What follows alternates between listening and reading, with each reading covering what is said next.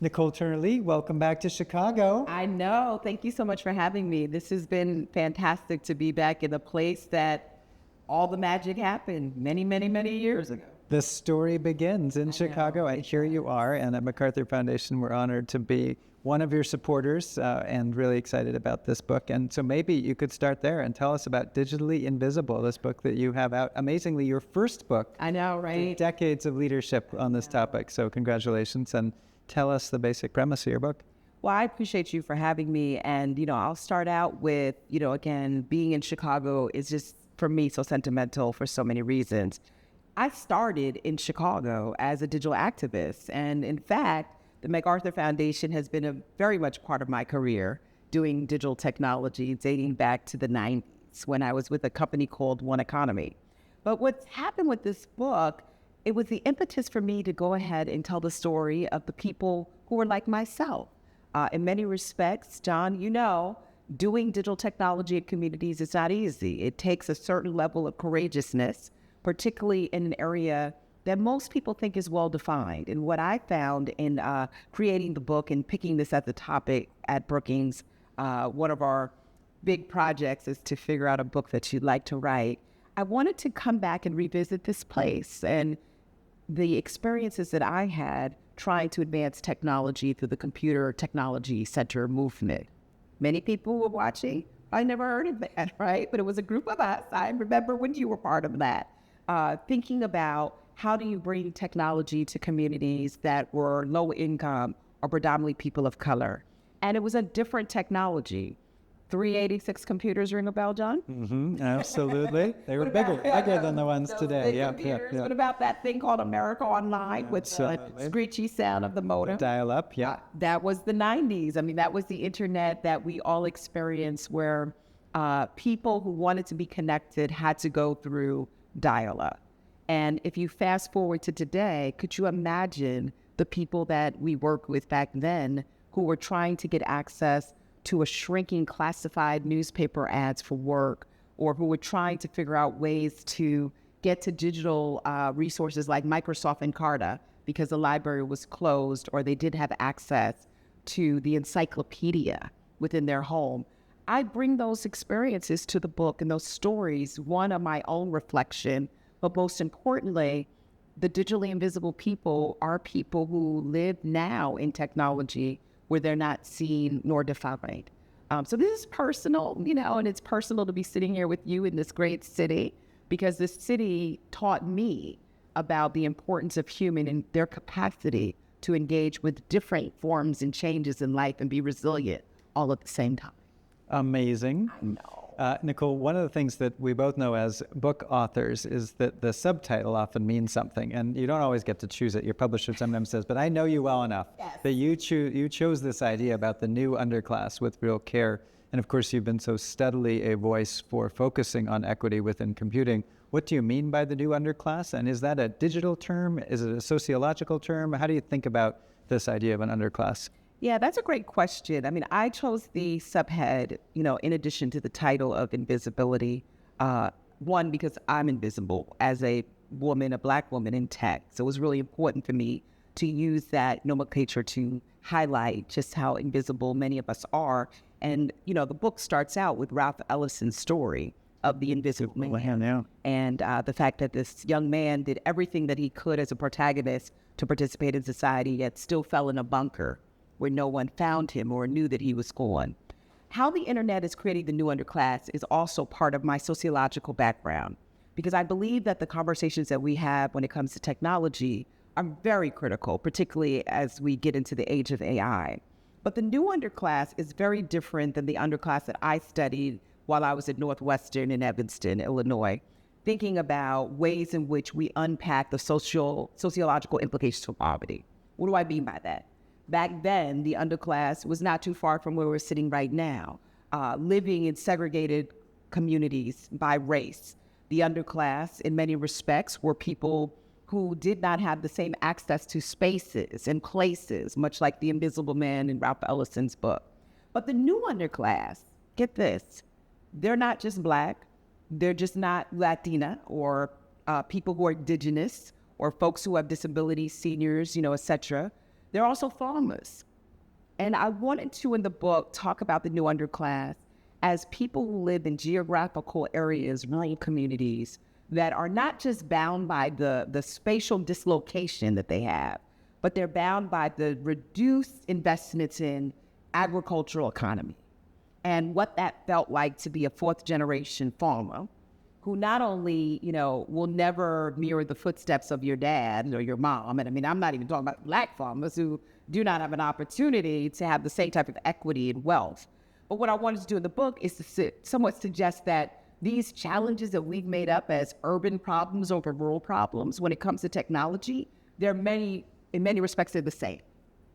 And so the new underclass, in many respects, are a whole lot of people that do not constitute the traditional definition of what we consider to be those demographic attributes. So I played around with words. In fact, the book has a lot of playing around with words. As you notice, I don't call it a digital divide. I call it digitally invisible. I don't say that it's about rural electrification. I call it something else because I want us to also unpack the meaning of our words and narratives and how that builds stories for communities that have been left behind.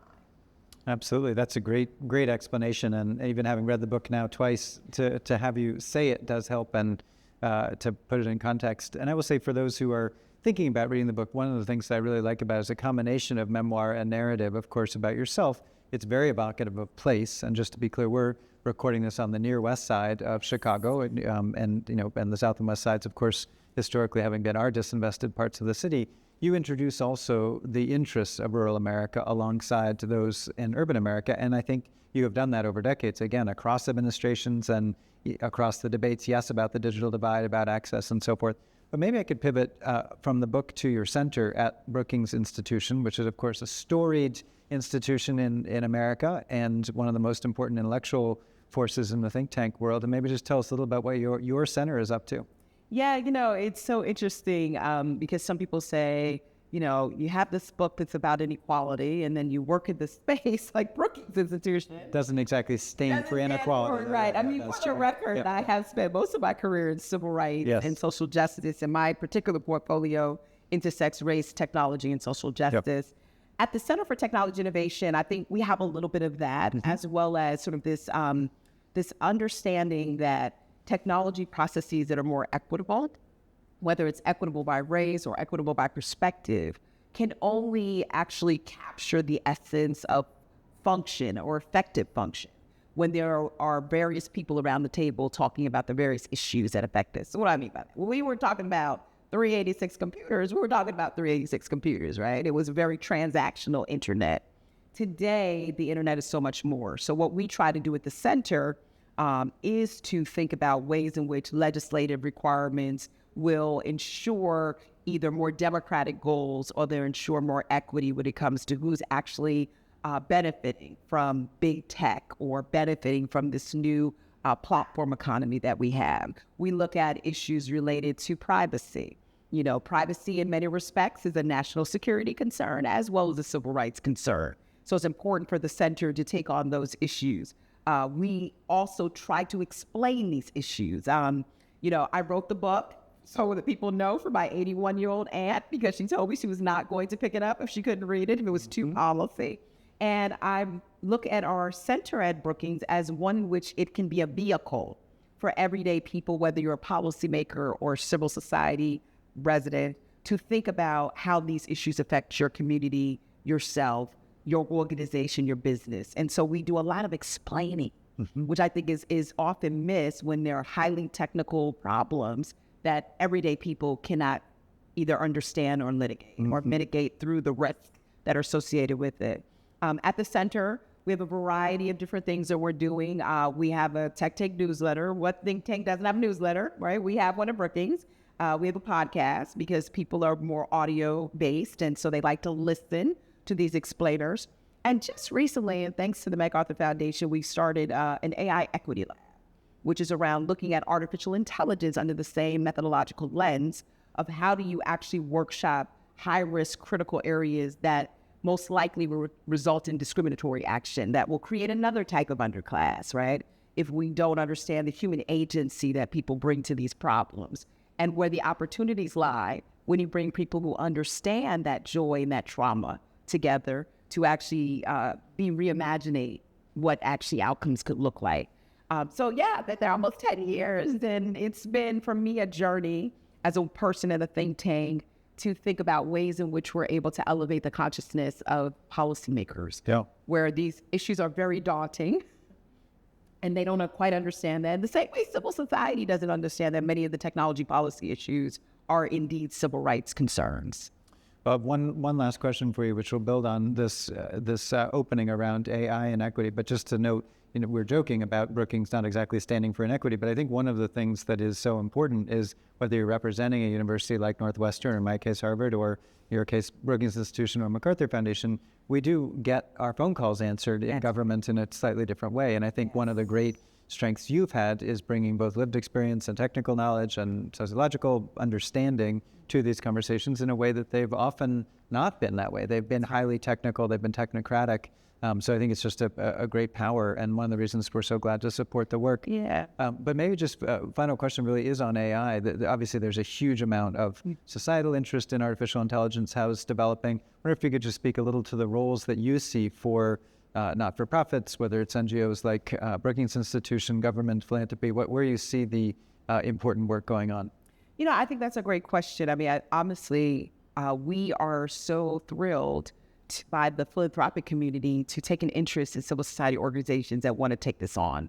This is not easy work, right? It's not as easy as many of us think, because we're not talking about wires and bits. We're really talking about the reprocessing and recalibration of systems that can have effects of erasure or can contribute to predictive analytics that keep people incarcerated or can become a tool for further invisibility. I mean, you think about the people that I met along my tour in doing the research for this book that lived in real communities. They weren't connected to technology. So I can only imagine where we'll stand with an AI divide that is very similar to the digital divide. I mean, I think for all of us that are in this space, first and foremost, we have to understand that we do not have to be technologists to intuitively know when there is a harm or consequence and when there's an opportunity, quite frankly. I'm a sociologist. I am not a computer scientist. I did not enjoy making that cow move a half a millimeter in science classes while I was in college. So I decided I was going to become a computer engineer. I wanted to be a person who interrogated those systems. And as a structuralist who is constantly looking at these areas of inequality, it's important for people like myself to be at the table. It's also important for philosophers to be at the table. It's important for civil society organizations. I make a huge call at every point of my career to make sure that young people who are sort of considering whether or not they're that good in math that they can be an engineer, that I let them know that they need to be enrolled in this movement that we're building. Because the conscience of AI is not going to depend just on tech companies and market power. It's going to depend on regular people like you and I who feel a certain way by these technologies when they either bring us agency because the technology helps in advancing, healthcare, or it takes away agency because you're like that young woman in Detroit where facial recognition technology, the one that is used by law enforcement to identify potential criminals, turns out to misidentify you and to incarcerate you and to have it at such a way that you don't have restorative justice, that you have to find ways to get yourself out of that scenario because an algorithm mistook your face. So I think there are many of us who are working in this space to really level the playing field for a variety of actors to join this conversation. You know what I call those people, John? I would like to know. I call them hidden figures. I wonder where that comes from. That's a good line. That's a good line. It's a great line. Someone should make a movie about that. We really should. I think they did. It was called Katherine Johnson. I mean, when you think about people like Katherine Johnson and what she did to avert like all of these disasters that could have happened in space and could have been, reputationally just hazards, because catastrophic in many respects. It took until she was 96 years old to be recognized by her community of engineers. Thank goodness she hung in there. I am so glad. She got to hear it. I am so glad. Just recently, they acknowledged her peers who worked alongside of her. I am committed, and I know the MacArthur Foundation is committed equally as well. We have to unveil these devalued people who are actually helping us better understand ways in which systems of power are levied against human agency, ways in which new AI systems can be only as great as the data that it represents, ways in which we bring more conversations of civility to these technologists who we know are not maybe thinking the same way that others have thought when it came to, discrimination, but just don't know enough about the human condition and experience. So, yeah, for me, that's the future of how we're going to get more NGOs involved. We have to just open the door and let them run through, right? And know that they have a space here. We're not invisible people. And that's sort of been, for me, the crux of the things that I want to do. Well, congratulations. You've done it incredibly well. Well, I want to ask you, too. I mean, at MacArthur. Flipping the tables on me. Oh, my goodness. If I don't mind. Of course. You've been in this space, and I know you've had this experience with so many invisible populations that have so much to say that it's going to be a great contributor to the world we leave behind for our generations to come. Where is MacArthur finding themselves in the space of technology? I'm just curious. Well, I'd say in the space of technology, but more broadly, when I step back and say, what is philanthropy good at? What can we be good at? There are certain things we can't do. The state has to do, or academic institutions have to do, or NGOs have to do. But I think one thing that philanthropies can be good is helping to make visible that which has been invisible to too many. It's there. It's not that the person isn't there or the story isn't there. It just hasn't been in the mainstream. And sometimes what philanthropy can do is just shine a spotlight on them. I think about the MacArthur Fellows Program as one example of this. They're incredibly creative people in sectors who are not getting recognized for that. And it might be that they are actually in a field where typically someone who looks like them hasn't been acknowledged. And so we're putting a spotlight there. And that's a little like your Hidden Figures example. It might be a field that hasn't been acknowledged as important as an artistic field, for instance, and we can put a spotlight on their creativity. I think also about a grant that we're making to the Till Institute. The story of Emmett Till is so important to the 20th century experience of all Americans, but of course, particularly to Black Americans. And that's a story that you could have driven around Chicago, and you could have driven around Money, Mississippi, and that region and seen no markers of this. And so, of course, in the last year, it has become a national park. It's the first non-contiguous national park, and we and others are helping to fund the enlivening of that alongside the National Park Foundation and the National Park Service and others. But Robert's Temple here in Chicago, the birthplace of the Till family, and then in Mississippi, so that when someone is here, you will be able to encounter the story of Emmett Till. That's been there, as one of the most important things that happened in our last 100 years, and yet it has been unmarked. So philanthropy, I think, has a role to play to say that's there, it just needs to be much more visible, and something that every school child could experience as part of their education. That's right, and I know education is so important to you, too. It is, for sure. But that's, I promise I'm not hijacking this interview. It's all yours. You do have your own podcast, I know. But I do want to ask this one last question as you think about this Emmett Till analogy that you gave, which I think brings us closer together as well. Not just around what the foundation has been able to do to uplift the work that I'm interested in, but also the friendship we've had over the years. We need those memories. And it is those cultural artifacts that we have to disallow new technology to erase. And so as we go, to your question to me of generative AI and other technologies, I'm just curious, for yourself, putting those markers down for young people who are going to outlive us is really important, don't you think? Even when a technology seems to be most efficient and available. For sure. I mean, I think in the space of technology, focusing on the public interest and making sure it has resource, and that's, of course, what you do every day at Brookings Institution and others. I think about specifically in AI, making sure that humanity is in artificial intelligence and that we remember that we're the ones creating this technology. It hasn't been created itself yet. It is not something that's become recursive. We have the ability to shape it. And if you're a young person today, to see yourself as having a brighter future, not a less bright future because of this technology, I think right now most people don't see it that way if you're a young person. I think it is possible and in fact necessary for young people to have that hope rather than anxiety and depression. So I am absolutely devoted to a vision of a multiracial, multi-ethnic democracy in which everyone can thrive. And I think connecting through the technology and being able to use the technology for good is a big piece of that vision. And I want every young person to have that sense of hope and optimism that too often it's buried, but it should be visible and it should be present. That's right. Well, me too. I say in the book some policy recommendations. What Washington person would I be if I didn't say you have them in there? Absolutely. No child left off line, no community left, besides other communities that are thriving, which is why, what we're doing today is so important, right? Because the technology is not the driver. It's the community. It's the people that live in those communities. Nicol Turner Lee, MacArthur Foundation is proud to be in your corner, and I, John Palfrey, are glad to be your friend and also in your corner. Thank you for making time today. Thank you. Thanks.